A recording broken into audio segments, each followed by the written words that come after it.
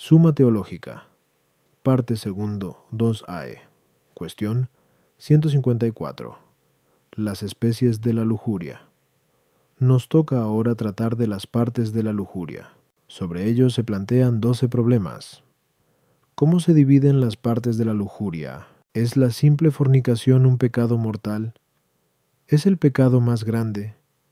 ¿Puede existir pecado mortal en los tocamientos, besos y actos semejantes?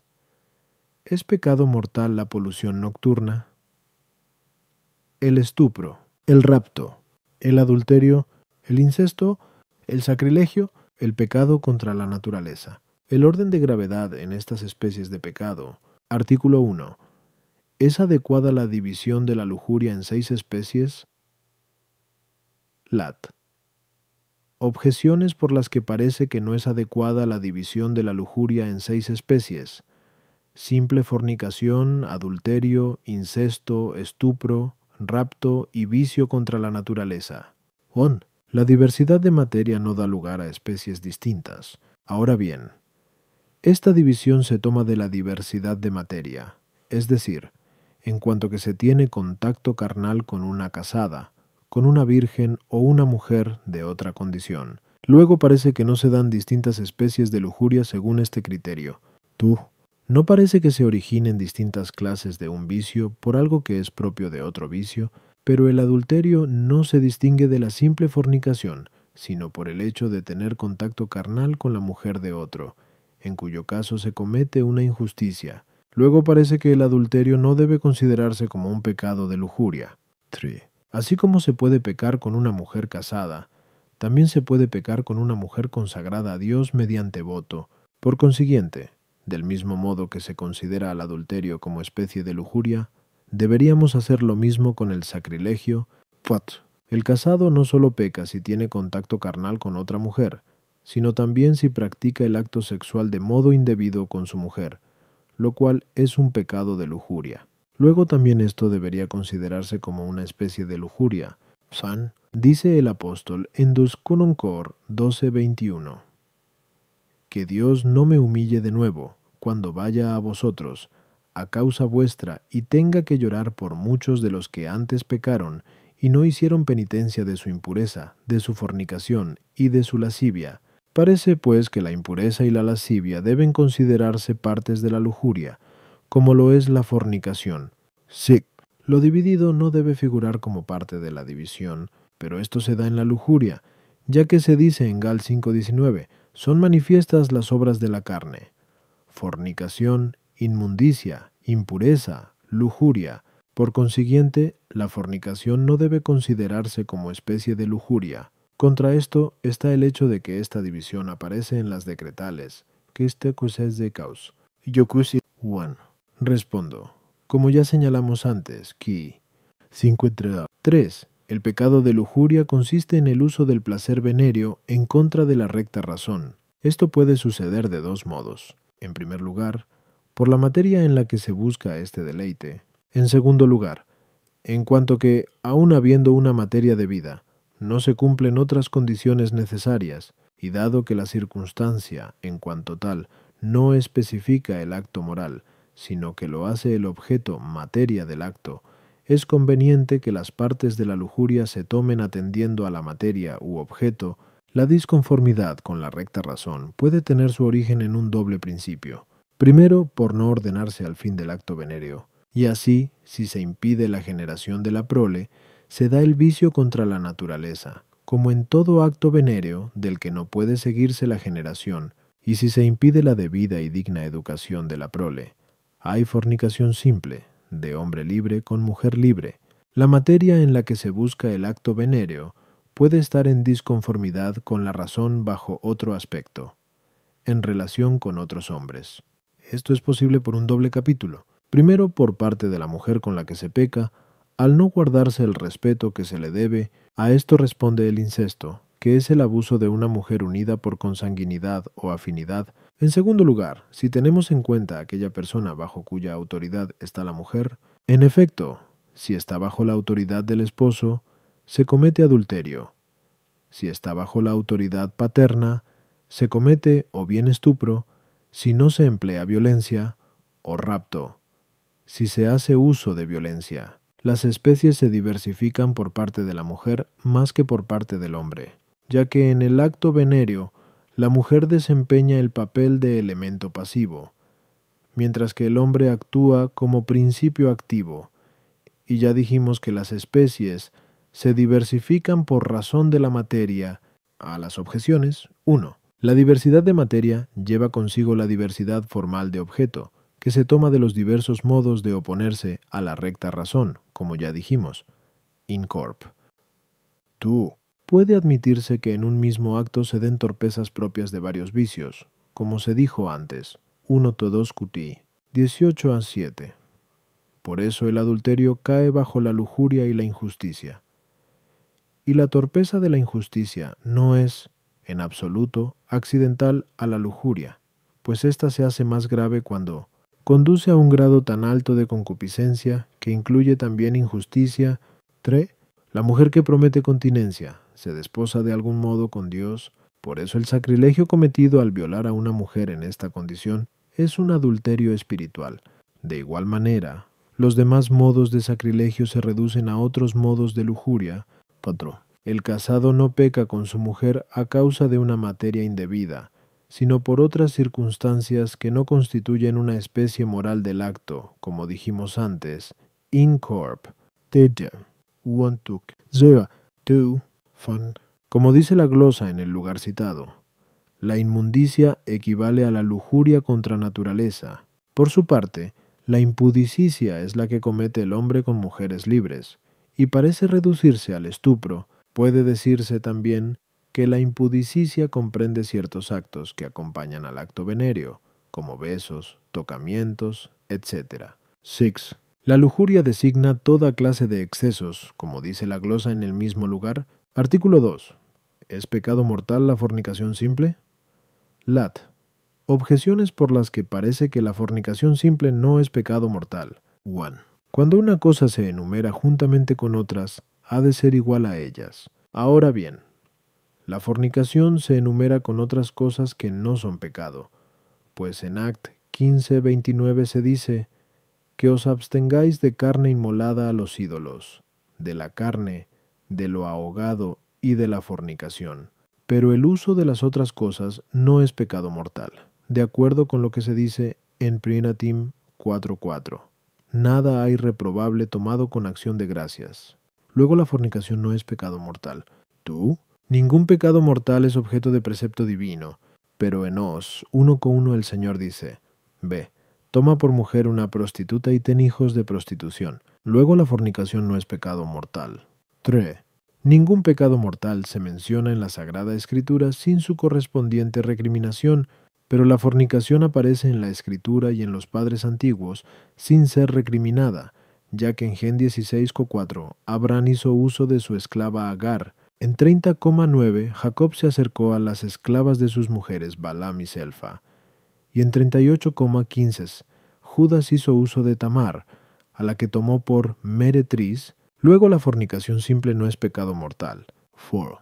Todo pecado mortal se opone a la caridad. Ahora bien, la fornicación simple no se opone a ella ni por parte del amor de Dios, porque no es pecado que vaya directamente contra Él, ni por parte del prójimo, porque en ella el hombre no comete injusticia contra nadie.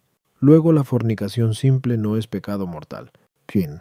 Todo pecado mortal lleva a la perdición eterna, no así la fornicación simple, ya que al comentar el pasaje de 1 Tim 4:8, la piedad es útil para todo, dice la glosa de San Ambrosio. El resumen de la disciplina cristiana se encuentra en la misericordia y en la piedad, y quien las cumpla, aunque sucumba ante el placer de la carne, será azotado, pero no perecerá. Luego la fornicación simple no es pecado mortal. 6. Más incluso, como dice San Agustín en Devon, lo que es el alimento para la salud del cuerpo es el acto venéreo para la conservación del género humano, pero no todo uso desordenado del alimento es pecado mortal. Por consiguiente, tampoco lo es el uso desordenado de lo venéreo. Este parece aplicable, en primer lugar, a la fornicación simple, que es la más leve de las especies enumeradas. Contra esto, está lo que se dice en Job 4:13.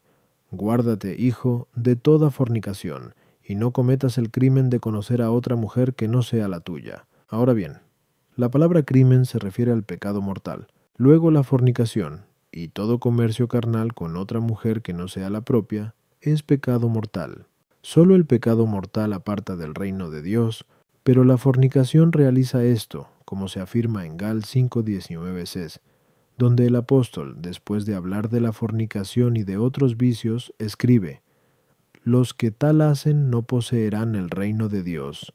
Por tanto, la fornicación simple es pecado mortal. En las decretales 22 caus, 1, leemos: deben saber que al perjurio debe imponérsele una penitencia similar a la del adulterio y la fornicación, homicidio voluntario y demás vicios criminales. Luego la fornicación simple es pecado criminal, es decir, mortal. Respondo: hay que sostener que, sin ningún lugar a duda, la fornicación simple es pecado mortal, a pesar de lo que dice la glosa sobre DT 23:17, que no haya prostituta, prohíbe el trato con las meretrices, cuya torpeza es venial.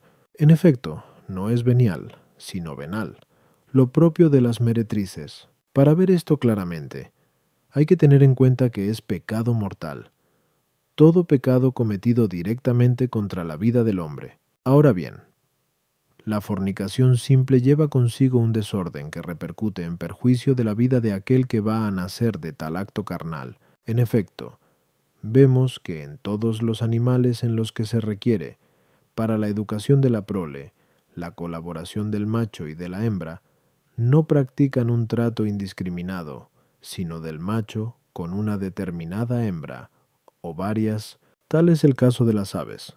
Es distinto el caso de los animales entre los que la hembra se basta para la educación del feto, entre los cuales se da un trato carnal indiscriminado. Tales son los perros y otros similares. Ahora bien, es evidente que para la educación del hombre se requiere no sólo el cuidado de la madre que lo alimenta, sino mucho más el del padre, que debe educarlo, defenderlo y guiarlo.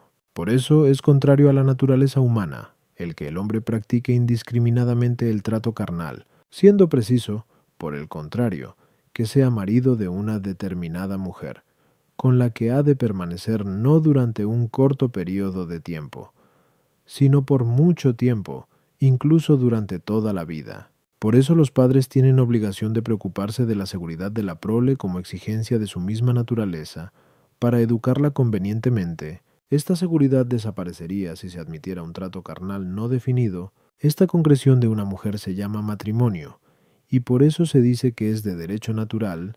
Pero dado que el comercio carnal se ordena al bien de todo el género humano, y los bienes comunes están sujetos a la determinación de la ley, como se vio antes, 1.2q 90. 2.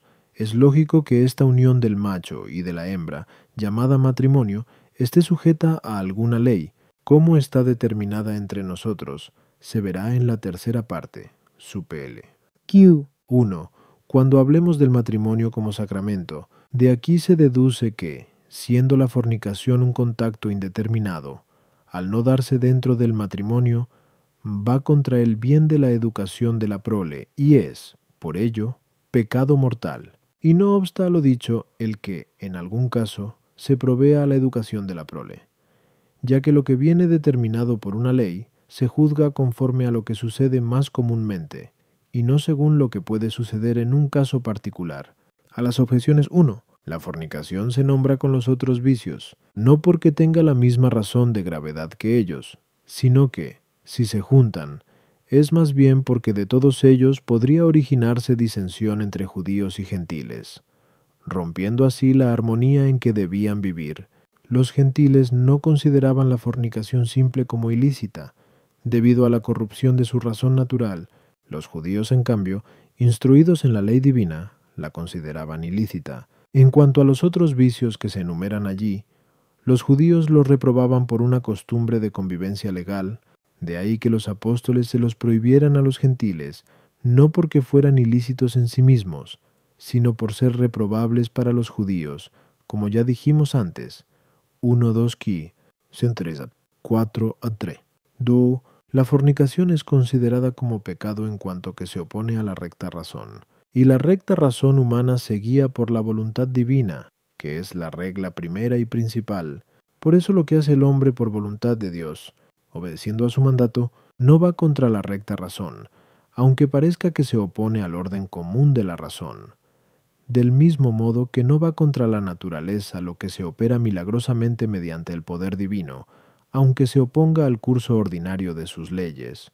De ahí que, así como Abraham no pecó al querer sacrificar a su hijo inocente, ya que obedeció a Dios, aunque ello, considerado en sí mismo, suele ser opuesto a la rectitud de la razón humana, tampoco pecó Oseas al fornicar cumpliendo un precepto divino, ni tal comercio carnal debe llamarse propiamente fornicación, aunque se llame así según el lenguaje ordinario. Por eso dice San Agustín en 13 Confes: cuando Dios ordena algo contrario a cualquier costumbre o pacto, aunque no se haya hecho nunca, hay que hacerlo. Y añade, puesto que, así como en el orden humano, el superior puede ordenar al inferior, así Dios puede mandar sobre todos los seres. 3. Abraham y Jacob, al usar de las esclavas, no cometieron fornicación, como diremos más adelante al hablar del matrimonio. Súpela. Y 65a.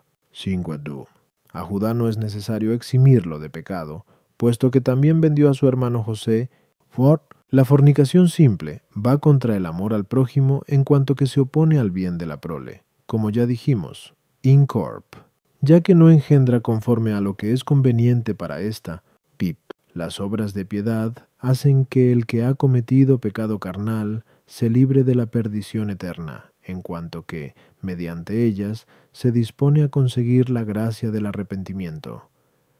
Y en cuanto que satisface por los pecados carnales cometidos, pero esto no quiere decir que, si sigue cometiendo pecado carnal, sin arrepentirse hasta la muerte, se libre mediante estas obras de piedad.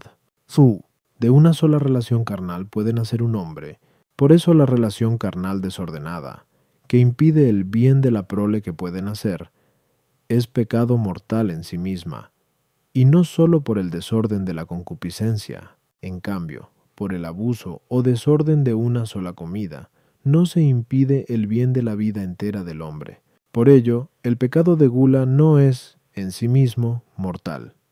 Lo sería, no obstante, si se tomara, a sabiendas, un alimento que originara la pérdida de la condición humana, como en el caso de Adán, pero no se sigue que la fornicación sea el pecado menos grave dentro de los de lujuria. Es menos grave el contacto venéreo con la propia esposa hecho por puro placer. Artículo 3. ¿Es la fornicación el pecado más grave? Lat. Objeciones por las que parece que la fornicación es el más grave de los pecados. 1. Parece que un pecado es tanto más grave cuanto procede de una mayor sensualidad. Ahora bien, la mayor sensualidad se da en la fornicación, ya que en la glosa A1 Cor 6,18 se dice que el ardor de la sensualidad es máximo en la lujuria. Parece pues que la fornicación es el pecado más grave. Tanto más gravemente peca el hombre cuanto recae sobre una materia más próxima a él. Así, peca más gravemente quien golpea a su padre que el que golpea a un extraño. Pero, como se dice en 1 Cor 6,8, el que fornica peca contra el propio cuerpo, que es lo más allegado al hombre. Por tanto, parece que la fornicación es el pecado más grave. Cuanto más excelente es un bien, tanto más grave parece ser el pecado cometido contra él. Ahora bien, el pecado de fornicación parece ir contra el bien de todo el género humano, como queda demostrado por lo dicho ya. Va también contra Cristo, según lo que leemos en 1 Cor 6,15. ¿Convertiré los miembros de Cristo en miembros de una meretriz? Por consiguiente, la fornicación es el pecado más grave. Contra esto está el hecho de que San Gregorio dice que los pecados carnales son menos graves que los espirituales. Respondo. La gravedad del pecado puede medirse bajo dos aspectos: en sí mismo y por las circunstancias que lo rodean. Considerado en sí mismo, se mide su gravedad por razón de su especie, la cual se considera por el bien al que el pecado se opone. La fornicación va contra el bien del hombre que ha de nacer, y por eso, en su especie, es un pecado más grave que los que se oponen a los bienes externos, como son el hurto y otros similares, pero menos grave que los pecados que van directamente contra Dios y que el pecado contra un hombre ya nacido, como es el homicidio. A las objeciones. 1. La sensualidad que hace al pecado más grave es la que se da en la inclinación de la voluntad, pero la sensualidad que se da en el apetito sensitivo hace más leve al pecado, dado que, cuanto mayor es la pasión que mueve al hombre a pecar, tanto más leve es el pecado. Así considerada, la sensualidad de la fornicación es máxima. Por eso dice San Agustín, en su obra De Agone Cristiano, que entre todos los combates del cristiano los más duros son los referentes a la castidad, en los que se lucha diariamente y se triunfa raras veces, y San Isidoro, en su obra de Sumo Bono, dice que por la lujuria de la carne se hace el género humano más esclavo de Satanás que por ningún otro pecado, porque es más difícil vencer la vehemencia de esta pasión. Dúo. Se dice que el que fornica peca contra su cuerpo, no sólo porque el deleite de la fornicación se consuma en la carne, lo cual también se cumple en la gula, sino también porque obra en contra del bien de su propio cuerpo, en cuanto que lo satisface indebidamente y lo mancha y mezcla con otro cuerpo. De ello no se sigue, sin embargo, que la fornicación sea el pecado más grave, ya que en el hombre la razón es más importante que el cuerpo, y por tanto será más grave el pecado que más se oponga a la razón. Dios. El pecado de fornicación se opone al bien de la especie humana, en cuanto que impide la generación concreta de un hombre que iba a nacer. Ahora bien, participa más de la razón de especie humana quien posee actualmente la razón de tal, que el que es hombre solo en potencia. Por eso el homicidio es más grave que la fornicación y que todas las especies de lujuria, por ser algo que se opone más al bien de la especie humana. También el bien divino es más excelente que el de la especie humana. Por eso son más graves los pecados contra Dios. Ahora bien, la fornicación no es un pecado que vaya directamente contra Dios, de tal modo que el que la comete busque ofenderle, sino como consecuencia, al igual que todos los pecados mortales, del mismo modo que los miembros de nuestro cuerpo son miembros de Cristo, también nuestro espíritu se identifica con Cristo, según se dice en Piracor C6:17. El que se une a Dios se hace una cosa con Él. De ahí también que los pecados espirituales sean más opuestos a Cristo que la fornicación. Artículo 4. ¿Existe pecado mortal en los besos y en los tocamientos? Lat. Objeciones por las que parece que en los tocamientos y en los besos no hay pecado mortal. No. El apóstol dice en F5:3, la fornicación y toda clase de inmundicia o de avaricia, que ni siquiera pueda decirse que existe entre vosotros, como conviene a los santos. Y añade, vi 4, ni palabras torpes, ni groserías, ni truanerías. Todo esto lo interpreta la glosa como besos y abrazos, palabras suaves y obscenas, y lo que los necios llaman chocarronería, dice a continuación, vi 5. San Pablo. Pues habéis de saber que ningún fornicario, o impuro, o avaro, que es como adoración de los ídolos, tendrá parte en la heredad del reino de Dios y de Cristo. Pero puesto que aquí no recrimina la torpeza, palabras groseras ni truanería, siguiese que estos no son pecado mortal.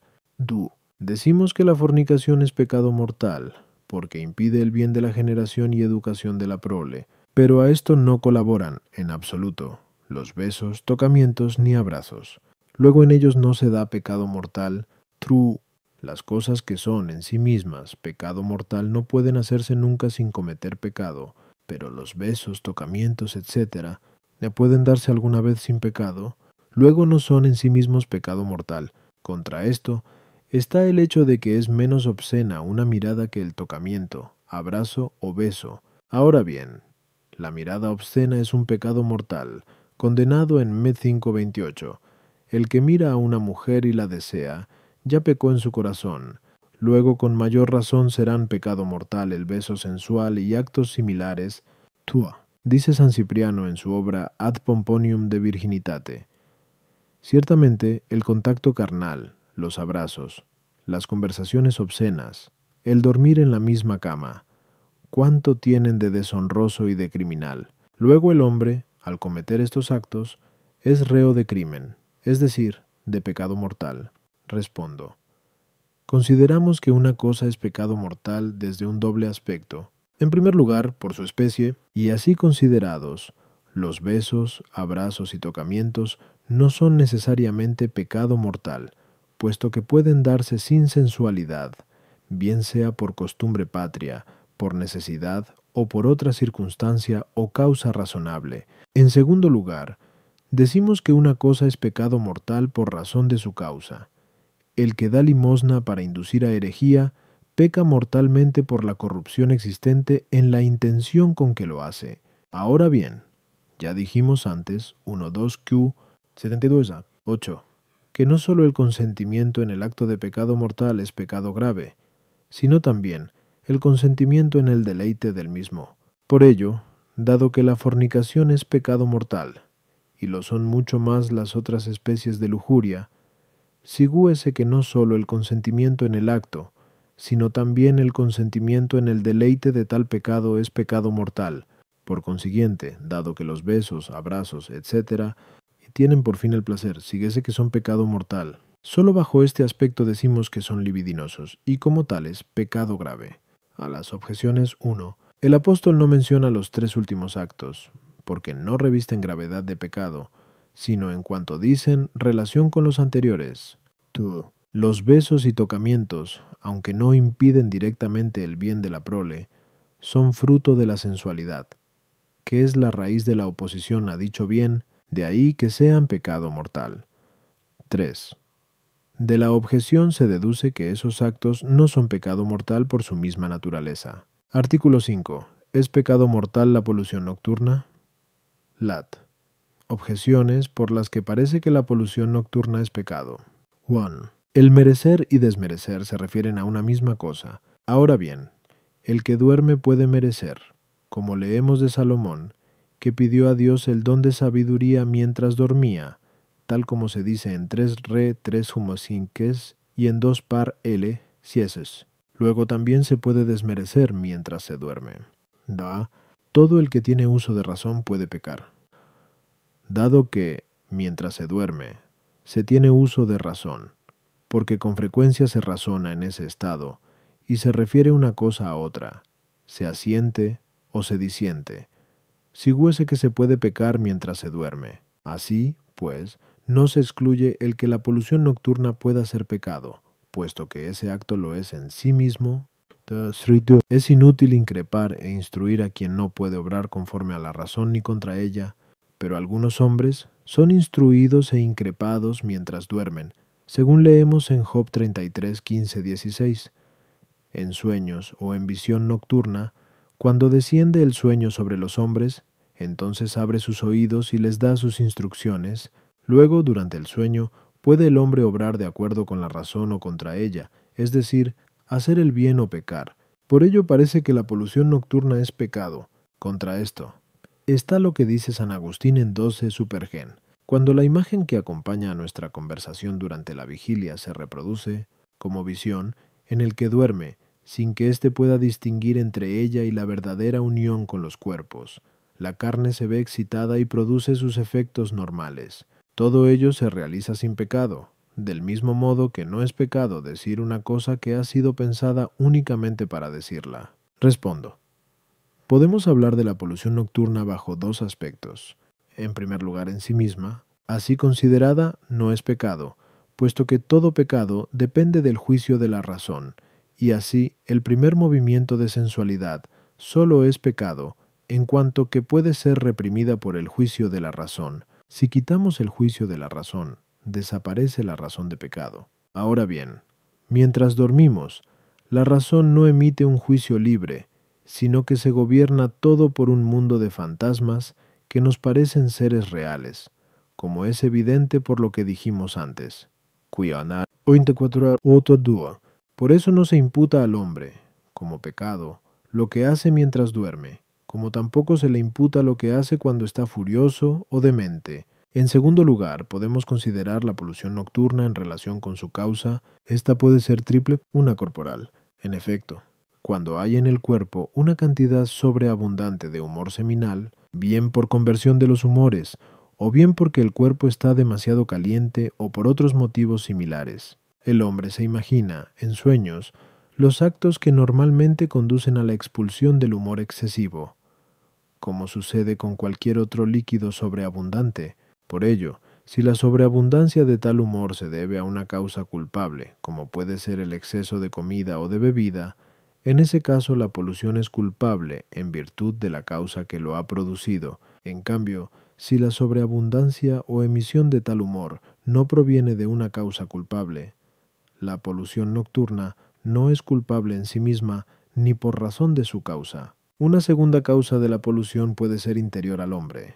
Por ejemplo, un pensamiento tenido antes del sueño. Este pensamiento que tuvo lugar durante la vigilia es, a veces, puramente especulativo, como sucede en las discusiones sobre materia carnal, o puede estar revestido de cierto afecto, deseo u horror. La polución nocturna más frecuente procede del pensamiento sobre los vicios carnales, que va acompañado del deseo de tales deleites, ya que entonces queda en el alma cierta huella e inclinación, que hacen que la imaginación, en sueños, se incline más fácilmente a consentir en actos que dan lugar a la polución. A este propósito dice el filósofo en iEthic, dado que ciertos movimientos pasan gradualmente del estado de vigilia al de sueño, los fantasmas de los estudiosos se hacen mejores que los de otros hombres. Y San Agustín dice, en 12 de Supergen, ad lit, que, debido a la buena disposición del alma, algunos méritos suyos resplandecen incluso durante el sueño. Queda demostrado, pues, que la polución nocturna es culpable por razón de la causa que la produce. A veces, no obstante, la polución es efecto del pensamiento meramente especulativo de los actos carnales, o de la sensación de horror experimentada. En este caso no es culpable ni en sí misma ni en su causa. Puede darse, en tercer lugar, una causa espiritual extrínseca. Esto se da cuando el demonio hace que las representaciones fantásticas del que duerme se ordenen de tal manera que llegan a producir ese efecto. Esto es culpable a veces por la causa que la ha producido, es decir, la negligencia en prepararse contra las ilusiones presentadas por el demonio, como se canta en el himno de completas. Reprime al enemigo para que los cuerpos no se manchen. A veces se da sin culpa alguna por parte del hombre, y se debe solo a la maldad del demonio, como leemos en las Collationes Patrum de uno que siempre padecía polución nocturna los días festivos, debido a que el diablo se la producía para que se abstuviera de tomar la Sagrada Comunión. Con ello queda demostrado que la polución nocturna nunca es pecado, pero a veces es consecuencia de un pecado anterior.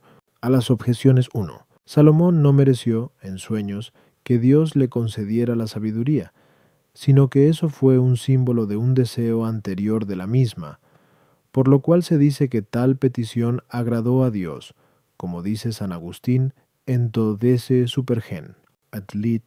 Do. Según que las fuerzas sensitivas interiores se vean más o menos violentadas por el sueño, debido a la turbulencia o la pureza de los vapores, el uso de la razón se ve más o menos impedido también en el sueño, pero siempre se ve algo impedida por él, de tal modo que no puede ejercer totalmente el juicio libre, como ya dijimos en la primera parte, que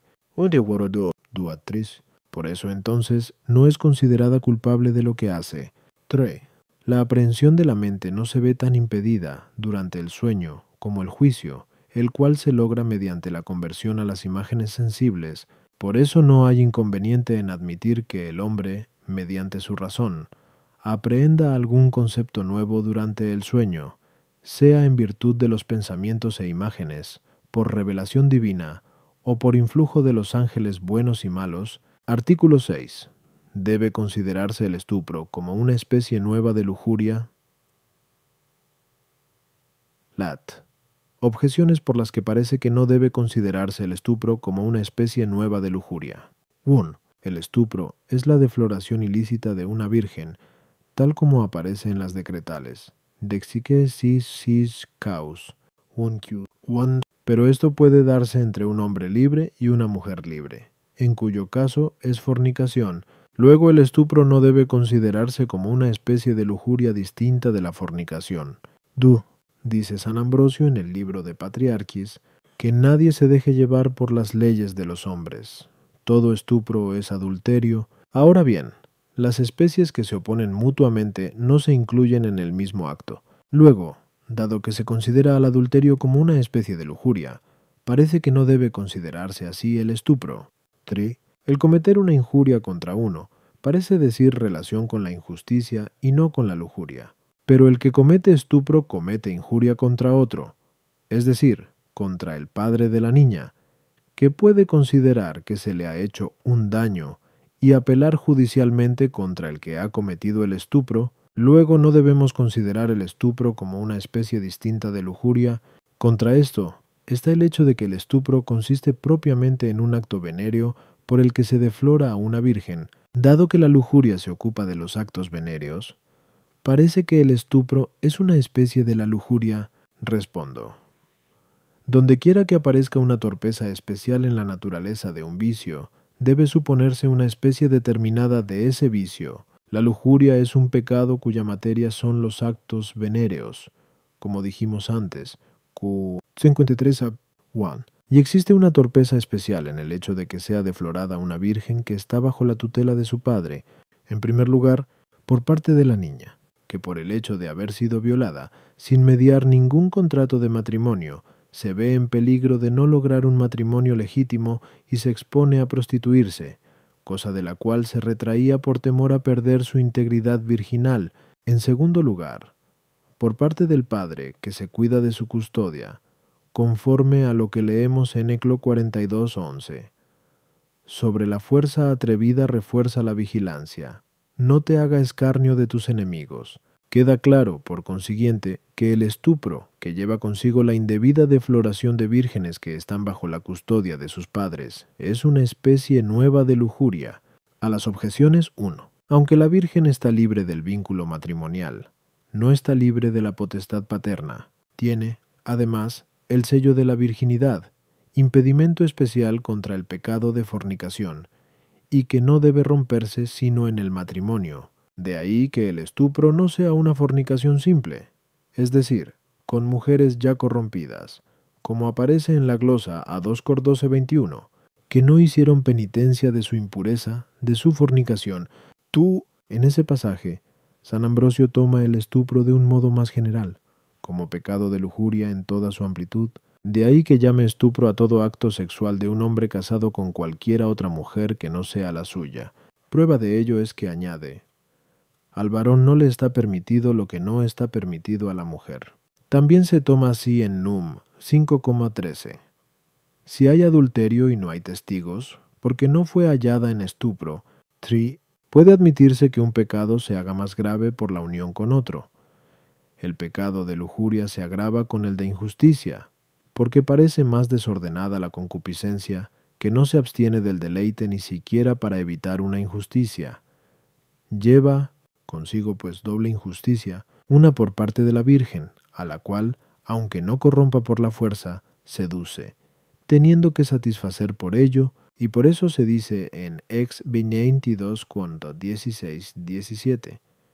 Si uno seduce a una virgen no desposada y tiene con ella comercio carnal, pagará su dote y la tomará por mujer. Si el padre rehúsa dársela, pagará la dote que se acostumbra por las vírgenes, y comete otra injusticia contra el padre de la niña, y está obligado a pagarle por ello, puesto que en Dete 22:28-29 se dice: si un hombre encuentra a una joven virgen no desposada, la coge y yace con ella y fueran sorprendidos, el hombre que yació con ella dará al padre de la joven 50 siclos de plata, y ella será su mujer, por haberla él deshonrado, y no podrá repudiarla en su vida. Y esto para simular que no cometió el crimen, como dice San Agustín. Artículo 7.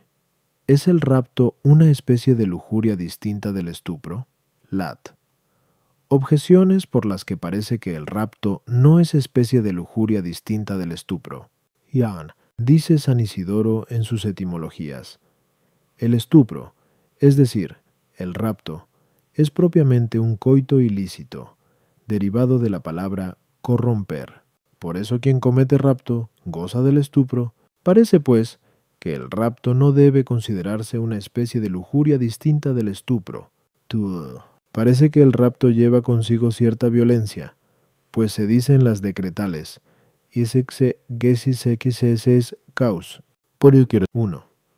El rapto se comete cuando se saca a una niña por la fuerza de casa de su padre para, una vez corrompida, tomarla por esposa. Pero el que se emplee violencia contra alguien es accidental a la lujuria, la cual se ocupa, esencialmente, del deleite carnal. Por tanto, parece que el rapto no es una especie determinada de lujuria. 3. El pecado de lujuria se reprime mediante el matrimonio, pues se dice en 1 Cor 7:2, por evitar la fornicación, tenga cada uno su mujer. Pero el rapto impide el matrimonio subsiguiente, puesto que se dice en el Concilio Meldense, nos ha parecido prudente que quienes roban mujeres o las seducen no las tengan por esposas, aunque las reciban luego como tales con el consentimiento de sus padres. Luego el rapto no es una especie determinada de lujuria que se distinga del estupro. El hombre puede hacer uso de su esposa sin cometer pecado de lujuria, pero puede cometerse rapto cuando alguien saca a su esposa por la fuerza de la casa de sus padres y tiene con ella comercio carnal. Luego no debe considerarse el rapto como una nueva especie de lujuria. Contra esto está el testimonio de San Isidoro, para quien el rapto es un coito ilícito. Respondo: el rapto, tal como aquí lo entendemos, es una especie de lujuria que a veces se da juntamente con el estupro, otras veces se da sin estupro, y en otras ocasiones no se da cuando hay rapto. Se dan ambos cuando se usa violencia para deflorar a una virgen. Dicha violencia se comete a veces contra la virgen y contra el padre.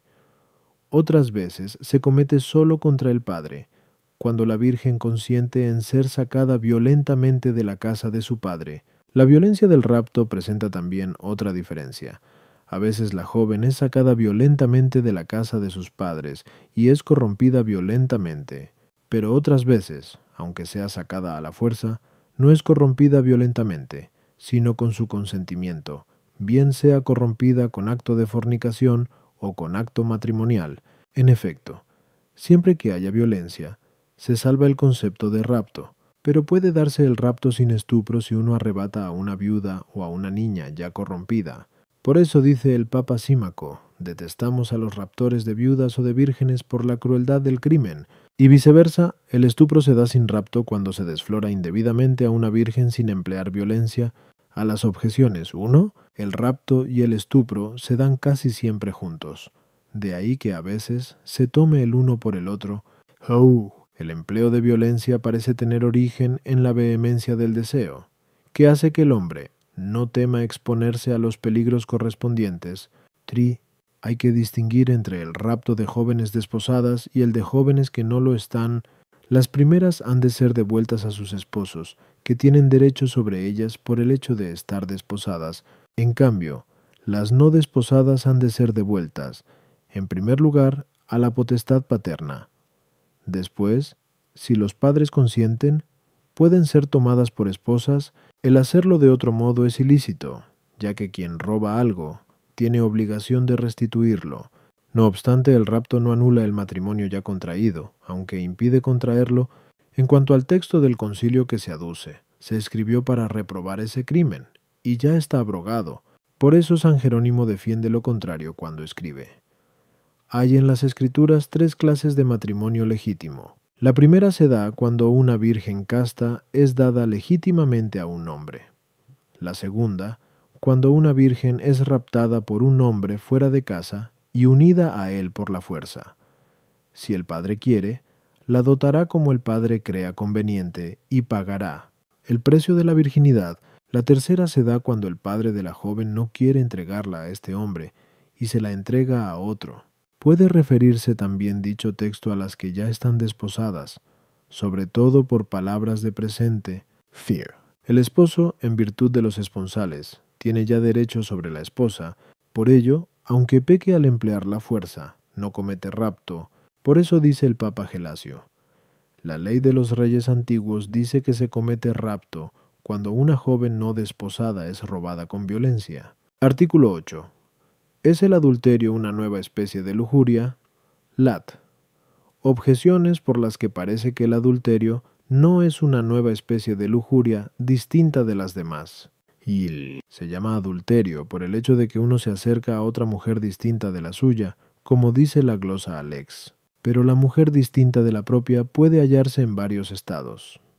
Puede ser una virgen sometida a la autoridad paterna, una meretriz, etc. Luego parece que el adulterio no es una especie de lujuria distinta de las otras. Tú, dice San Jerónimo, no importa la razón por la que uno se vuelve loco, y Sixto Pitagórico dice que adúltero es el que ama excesivamente a su mujer.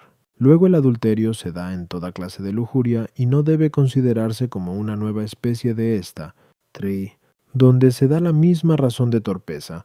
No parece que sea necesario asignar otra especie de pecado distinta. Ahora bien, en el estupro y en el adulterio parece que existe la misma razón de torpeza, ya que en ambos casos se fuerza a una mujer sujeta a la autoridad de otro. Por consiguiente, el adulterio no es una especie de lujuria distinta de las otras. Contra esto está el testimonio de San León Papa, quien escribe: se comete adulterio cuando, o por deseo de placer, o por consentimiento de la otra persona, se tiene comercio carnal con otro, o con otra en contra del pacto conyugal. Ahora bien, esto lleva consigo una torpeza especial dentro de la lujuria. Luego el adulterio es una nueva especie de lujuria.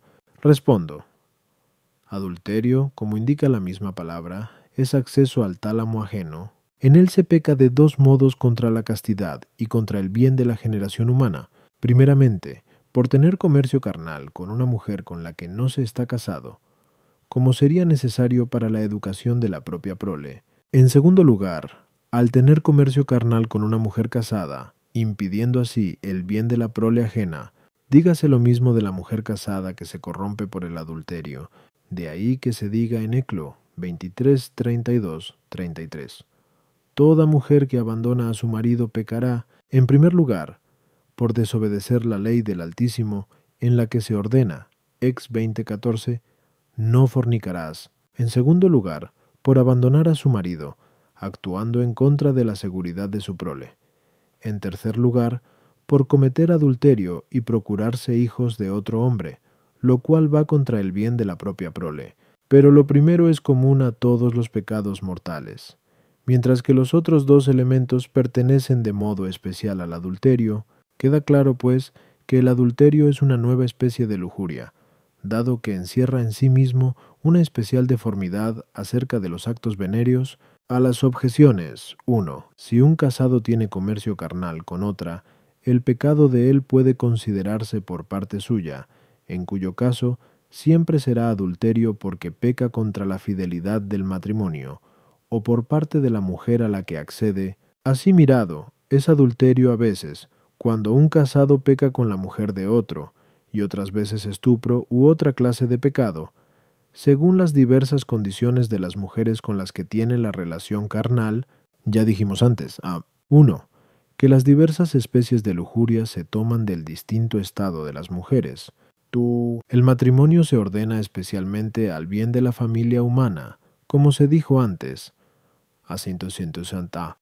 Ahora bien, el adulterio supone una oposición especial al matrimonio, por cuanto viola la fe matrimonial que cada uno debe a su cónyuge, y puesto que el que ama a su mujer excesivamente obra contra el bien del matrimonio, haciendo de él un uso indebido, aunque no viole la fidelidad, pudiendo llamársele, en cierto modo, adúltero. Esto se dice con mucha mayor razón del que ama excesivamente a la mujer de otro. La esposa está bajo la autoridad del marido en cuanto que está unida a él en matrimonio, mientras que la niña está sometida a la autoridad de su padre, como persona que ha de ser unida en matrimonio por medio de él. De ahí que el pecado contra el bien del matrimonio sea adulterio en el primer caso, mientras que es estupro en el segundo. Debido a esto, hablamos de dos especies distintas de lujuria. De otros temas pertenecientes al adulterio, hablaremos en la tercera parte, al tratar del matrimonio. Suple Cuntus 59 A3, Q60 y 62. Artículo 9. ¿Es el incesto una especie distinta de lujuria? Lat. Objeciones por las que parece que el incesto no es una especie distinta de lujuria. Pond. Se llama incesto porque significa privación de la castidad. Ahora bien, a la castidad se opone la lujuria de un modo genérico. Luego parece que el incesto no es una especie determinada de lujuria, sino la lujuria en términos generales, en las decretales, X y caus. 1. Se dice que el incesto es abuso de los consanguíneos o afines. Pero consanguinidad y afinidad son conceptos distintos. Luego el incesto no supone una especie de lujuria, sino varias. Aquello que de suyo no constituye fealdad, no da lugar a una determinada especie de vicio, pero el comercio carnal con mujeres unidas al hombre por consanguinidad o por afinidad no es esencialmente malo. De lo contrario, nunca estaría permitido. Por tanto, el incesto no es una determinada especie de lujuria. Contra esto, está el hecho de que las especies de lujuria se distinguen por la condición de las mujeres de las que se abusa. Ahora bien, en el incesto se trata de una condición específica de las mujeres, ya que es abuso de las mujeres unidas por consanguinidad o por afinidad, como dijimos antes. Objuco. Su. Por consiguiente, el incesto es una determinada especie de lujuria. Respondo, como observamos antes a 1 y 6. Es necesario que haya una determinada especie de lujuria, donde se halle algo que se opone al debido uso de los placeres venéreos. Ahora bien, en el uso de mujeres unidas a nosotros por consanguinidad o por afinidad, existe algo que no va bien con el placer venéreo, por una triple razón. En primer lugar, porque el hombre debe tributar cierto honor a los padres, y, por consiguiente, a los demás consanguíneos que descienden de ellos mediante un parentesco cercano. Tanto es así que entre los antiguos, como cuenta Máximo Valerio, un hijo no podía bañarse con su padre para que no se vieran mutuamente desnudos. Ahora bien, queda claro, por lo dicho anteriormente, Kio. 142. Foro, Kio, 201. 4. Que en los actos venéreos existe una torpeza contraria al honor, por eso los hombres se avergüenzan de ellos, por lo que no es conveniente que exista comercio carnal entre tales personas. Esta misma idea parece querer expresarse en Lev 18,7. Es tu madre. No descubrirás su desnudez. En segundo lugar, es preciso que las personas unidas por la sangre tengan un trato frecuente. Por ello, si a los hombres no les estuviera prohibido el comercio carnal, les vencería fácilmente la ocasión de pecar, y sus espíritus se harían demasiado blandos a causa de la lujuria. Por eso en la antigua ley se prohíbe de un modo especial el trato con esas personas con las que se convive. En tercer lugar, uniéndose carnalmente con las mujeres unidas por consanguinidad o afinidad, se impediría la multiplicación de amigos. En efecto, al unirse el hombre a una mujer extraña, se le unen con amistad especial todos los consanguíneos de la esposa, como si fueran consanguíneos de él mismo. Por eso dice San Agustín en 15 de Sib, Dei.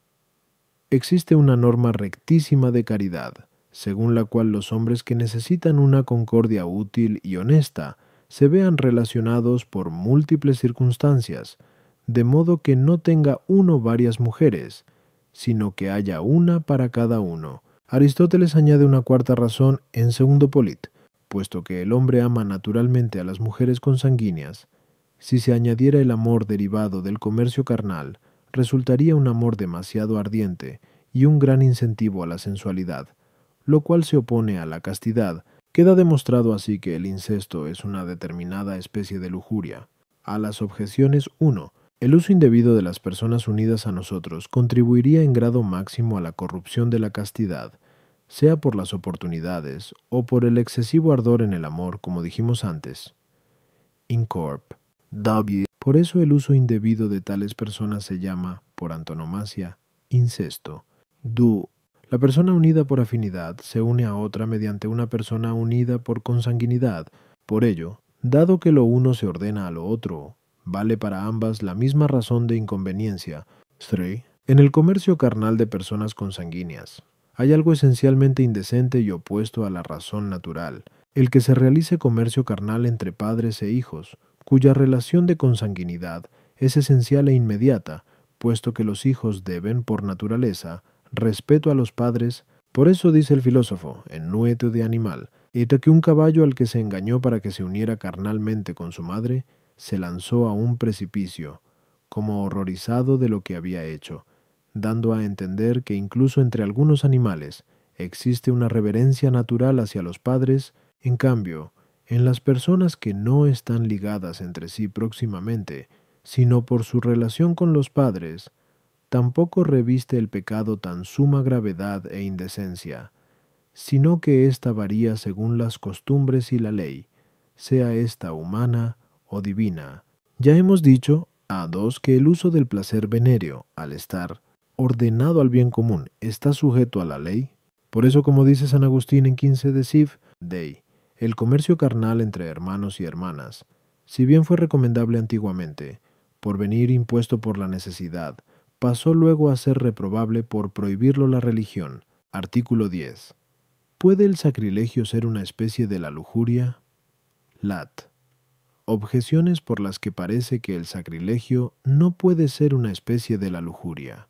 1. Una misma especie no puede encontrarse bajo diversos géneros no subalternos. Ahora bien, el sacrilegio es una especie de irreligiosidad, como ya se dijo antes. Os, cos, 99.2. Luego no puede constituir una especie de lujuria, dui, en las decretales, quistisicit caus. 1. No se incluye el sacrilegio entre otros vicios considerados como especies de lujuria. Luego parece que no es una de ellas. 3. Al igual que la lujuria, también otros vicios pueden dar lugar a que se haga algo contra una cosa sagrada, pero nunca decimos que el sacrilegio sea una especie de la gula ni de otro vicio semejante a ella. Luego tampoco podemos considerarlo como una especie de la lujuria. Contra esto está el testimonio de San Agustín, quien, en 15 de Siv, Dei, afirma que de igual manera que es inicuo traspasar las lindes de los campos por el afán de poseer, también es inicuo traspasar la norma de las costumbres por el apetito de placer carnal en cosas sagradas. Ahora bien, el traspasar los límites de los campos en cosas sagradas es pecado de sacrilegio. Luego también constituye sacrilegio el traspasar los límites de las costumbres por el apetito de placer carnal en cosas sagradas, y como el apetito del placer carnal pertenece a la lujuria, también el sacrilegio es una especie de ella. Respondo, como dijimos antes, Q. Witinia 3Q. No interroga tu seatu, 1-2Q. Joab 7. El acto de una virtud o de un vicio que se ordena al fin de otro, asume la especie del mismo. Así, el hurto cometido por razón de adulterio pasa a ser adulterio. Es evidente, por otra parte, que el acto de castidad, si se ordena al culto de Dios, es acto de religión, como se ve en aquellos que hacen voto de guardar virginidad, tal como nos dice San Agustín en De Virginitate. Es claro, por consiguiente, que también la lujuria, cuando profana algo perteneciente al culto divino, pertenece a la especie de sacrilegio. Desde este punto de vista, puede considerarse el sacrilegio como una especie de la lujuria. A las objeciones. 1. Si la lujuria se ordena al fin de otro vicio, se convierte en una especie del mismo. Así, alguna especie de lujuria puede ser también una especie de irreligiosidad, como perteneciente a un género superior. En la objeción se enumeran las especies de la lujuria en sí misma, mientras que el sacrilegio es una especie de lujuria en cuanto ordenada al fin de otro vicio. Puede también coexistir con diversas especies de lujuria, pues si uno abusa de una persona unida a él mediante lazos espirituales, comete sacrilegio semejante al incesto. Si abusa de una virgen consagrada a Dios, en cuanto que es esposa de Cristo, comete sacrilegio semejante al adulterio. En cuanto que está bajo el cuidado de un padre espiritual, será un estupro espiritual. Y si se emplea la violencia, será un rapto espiritual, que está más penalizado que otro rapto incluso en la ley civil. De ahí que diga el emperador Justiniano, si alguien, no digo raptara, pero si intentara siquiera raptar a vírgenes sagradas para contraer matrimonio con ellas, sea castigado con la pena capital.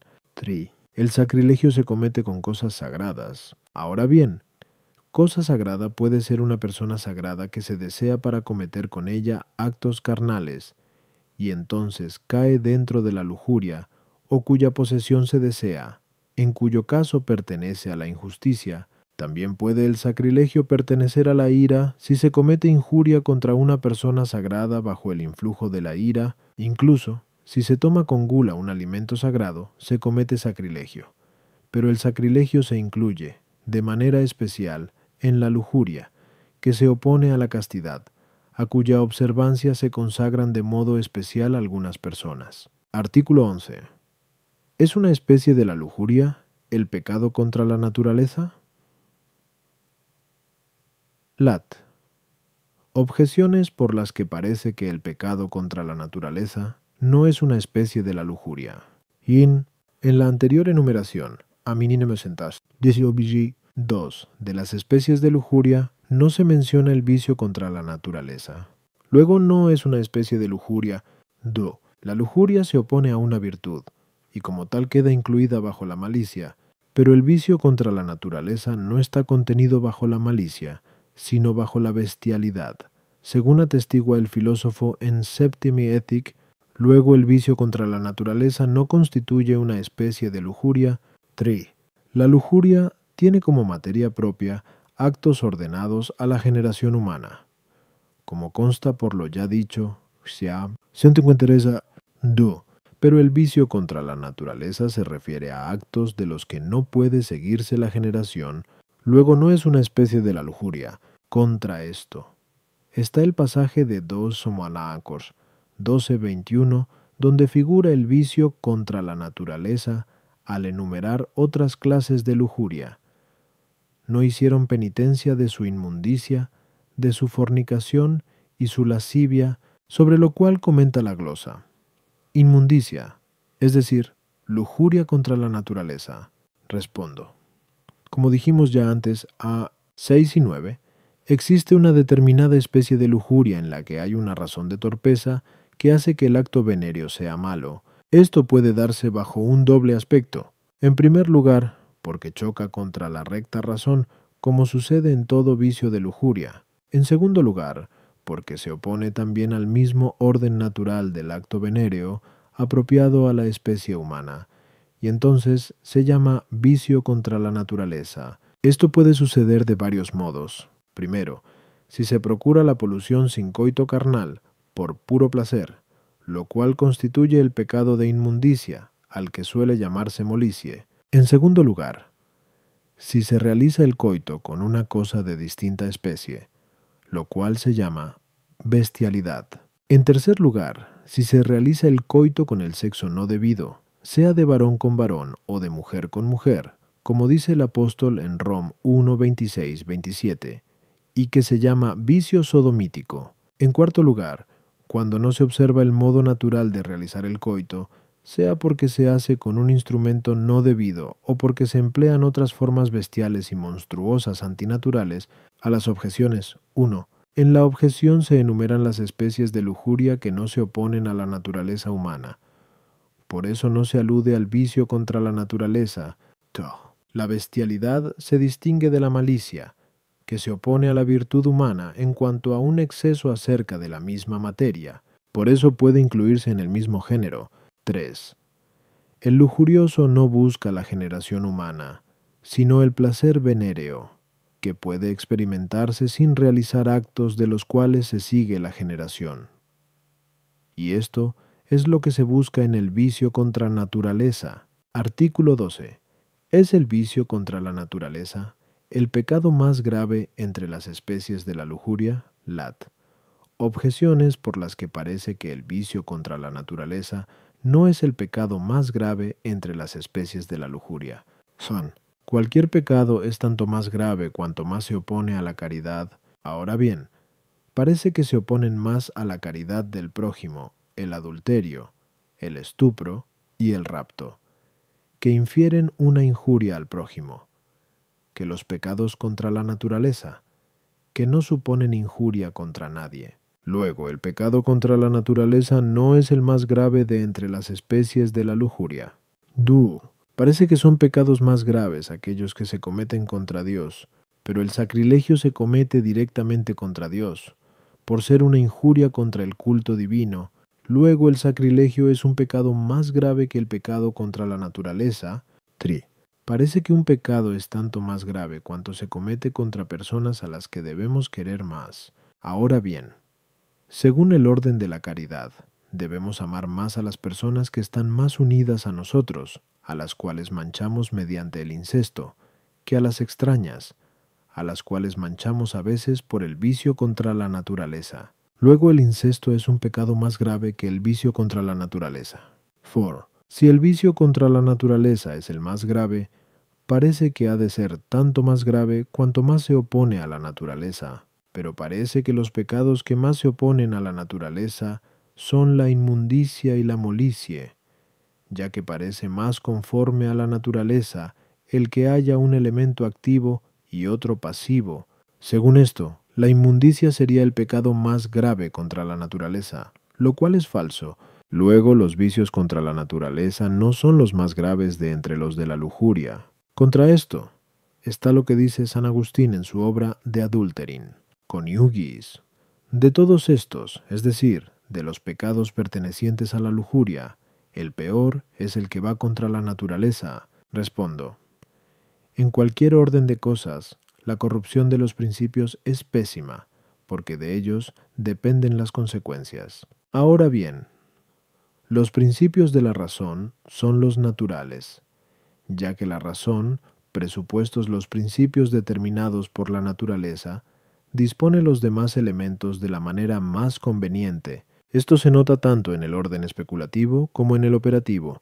Por ello, así como en el orden especulativo un error sobre las cosas cuyo conocimiento es connatural al hombre es sumamente grave y torpe, así es también muy grave y torpe, en el orden operativo, obrar contra aquello que ya viene determinado por la naturaleza. Así pues, dado que en los vicios contra la naturaleza el hombre obra contra lo que la misma naturaleza ha establecido sobre el uso del placer venéreo, síguese que un pecado en tal materia es gravísimo. A continuación viene el incesto, el cual, como dijimos antes, Amani no 9, atenta contra el respeto natural que debemos a las personas próximas a nosotros. En efecto, las otras especies de lujuria nos hacen pasar por encima de lo que ya viene determinado por la recta razón. Presupuestos. No obstante, los principios naturales, pero es más contrario a la naturaleza, el usar de los placeres venéreos no sólo en contra de la generación de la prole, sino cometiendo injusticia contra otro. Por eso la fornicación simple, en la que no hay injusticia contra otro, es la menos grave entre las especies de lujuria, y es mayor injusticia abusar de una mujer sujeta a otro en lo que se refiere al uso de la facultad generativa, que si lo está solo en cuanto a su custodia. Por eso el adulterio es más grave que el estupro. Uno y otro se agravan si existe violencia. Por eso el rapto de una virgen es más grave que el estupro, y el rapto de una esposa es más grave que el adulterio. Todas estas especies se agravan si hay sacrilegio, tal como ya dijimos. Haciendo tiene dúo. A las objeciones 1, así como el orden de la recta razón procede del hombre, así el orden natural procede de Dios. Por eso en los pecados contra la naturaleza, en los que se viola el orden natural, se comete una injuria contra Dios, ordenador de la naturaleza. De ahí que diga San Agustín en Tres Confes: los delitos contra la naturaleza son reprobables y punibles siempre y en todo lugar, como lo fueron los de los sodomitas. Aunque todos los hombres cometieran ese mal, seguiría pesando el mismo reato impuesto por la ley divina, que no hizo a los hombres para que obraran así, pues se viola la familiaridad que debemos tener con Dios, y a que se mancha, con la perversidad del placer, la naturaleza de la que Él es autor. Los vicios contra la naturaleza son también vicios contra Dios, según dijimos antes, ad uno, y son tanto más graves que el sacrilegio, cuanto el orden de la naturaleza es anterior y más estable que cualquier orden sobreañadido. 3. A cada individuo le es mucho más íntima la unión de la naturaleza específica que con cualquier otro individuo extraño. Por eso son más graves los pecados contra la naturaleza de la especie. La gravedad de un pecado se mide más por el abuso de una cosa que por la omisión del uso debido. De ahí que, entre los pecados contra la naturaleza, sea la menos grave la inmundicia, que consiste únicamente en la omisión del coito con otra persona. El más grave de los pecados es la bestialidad, al no guardarse en él el modo de la especie humana. Por eso, al comentar el pasaje de Gen 37:2, acusó a sus hermanos de un crimen pésimo, dice la glosa. Tenían relaciones sexuales con el ganado.